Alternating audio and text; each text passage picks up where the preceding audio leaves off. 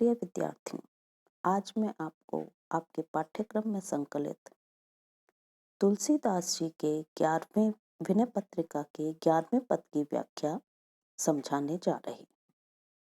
पद है, यह कहो सुत वेद चहूँ, श्री रघुबीर चरण चिंतन तज नाहिन ठौर कहूँ, जाके चरण विरंच से सिद्ध पाई संकरहूँ, सुख सनकादि मुकुत विचरत तेऊ भजन करत अजहूँ।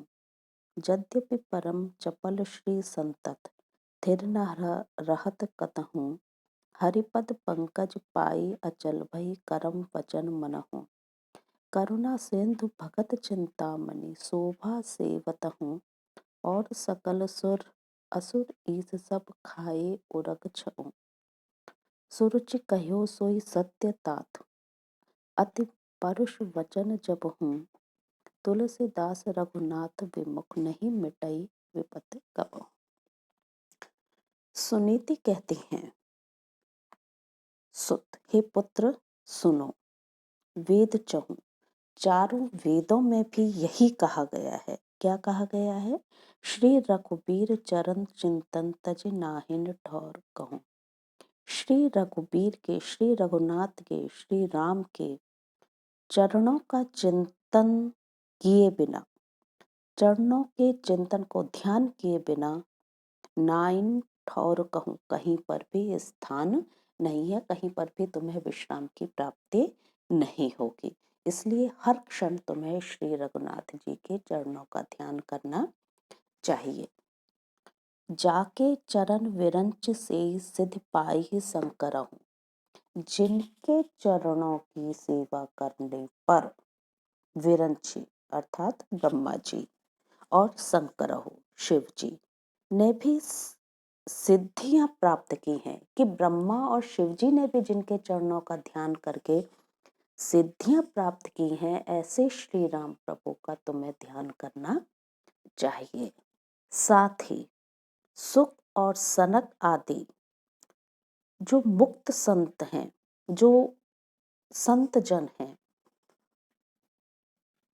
उन्होंने भजन करत, श्री राम का भजन करते हुए, ध्यान करते हुए, भक्ति करते हुए मुक्ति को प्राप्त किया, लेकिन फिर भी वह निरंतर श्री राम का भजन कर रहे हैं। उन्होंने अपने लक्ष्य को प्राप्त कर लिया, लेकिन लक्ष्य प्राप्त करने के बाद भी उन्होंने श्री राम के चरणों का ध्यान नहीं त्यागा है।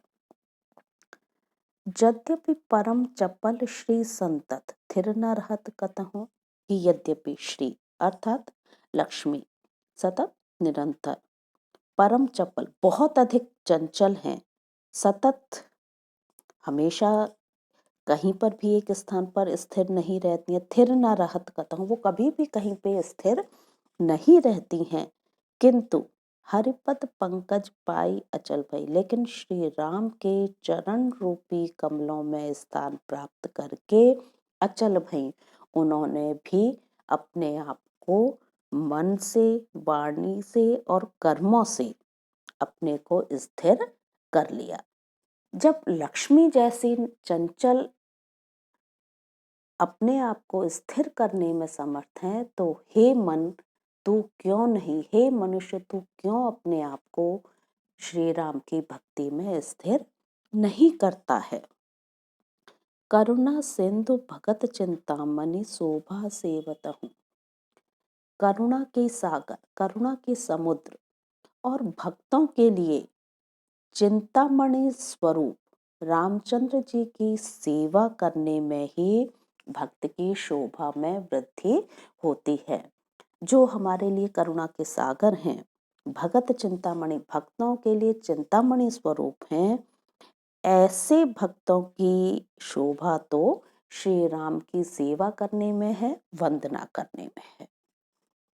और सकल सुर असुर ईस सब, और जितने भी देवता और असुर और शक्तिशाली लोग हैं, ऐश्वर्यशाली लोग हैं, सब खाए उरग छहूँ, उन्हें 6 सर्पों ने, 6 सर्प काम, क्रोध, लोभ, मोह, मद और मात्सर्य, ये जो 6 सर्प हैं, इन 6 सर्पों ने खाया हुआ है, डसा हुआ है।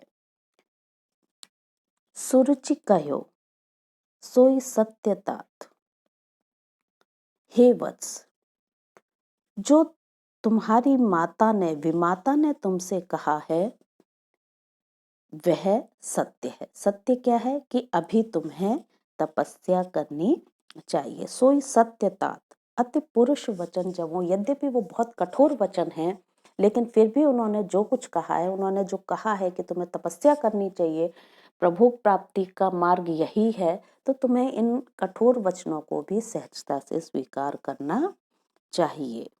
तुलसीदास रघुनाथ विमुख नहीं मिटई विपत्ति। अब तुलसीदास जी कहते हैं श्री रघुनाथ से विमुख होने पर मिटई विपत्ति कब हूँ, कि कभी भी हमारे संकट, हमारी विपत्तियां हमसे दूर नहीं हो सकती। इसलिए हर क्षण, हर समय हमें श्री राम की वंदना करनी चाहिए, श्री राम के चरणों का ध्यान रखना चाहिए, तभी हमें सांसारिक कष्टों से मुक्ति प्राप्त हो सकती है। और मुक्ति प्राप्त होने के बाद भी संतों के समान हमें श्री राम के चरणों का ध्यान कभी भी नहीं त्यागना चाहिए।